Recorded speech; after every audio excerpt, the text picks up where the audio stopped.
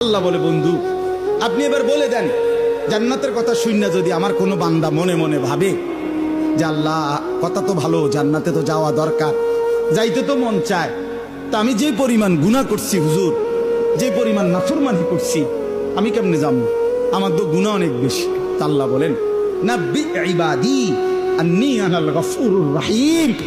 বন্ধু বলে দেন, বান্দা গুনাহ যত বেশি হোক কোনো অসুবিধা নাই, আমি আল্লাহ গফুর রহিম, আমি চূড়ান্ত ক্ষমাশীল, আমি চূড়ান্ত দয়াবান।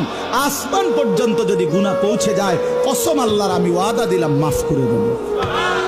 শুধু গুনাহ ছেড়ে দাও, আমার কাছে ফিরে আসো, চোখের পানি ফেলে মাফ চাও, আর করবা না, ওয়াদা দাও আমি 90 বছরের গুনাহ একসাথে মাফ করে দেব। মাফ করে দেব। তোমার জন্যই তো বানাইছিলাম জান্নাত বান্দা, আমি রাখতে দিয়ে লাভ কি? দিতে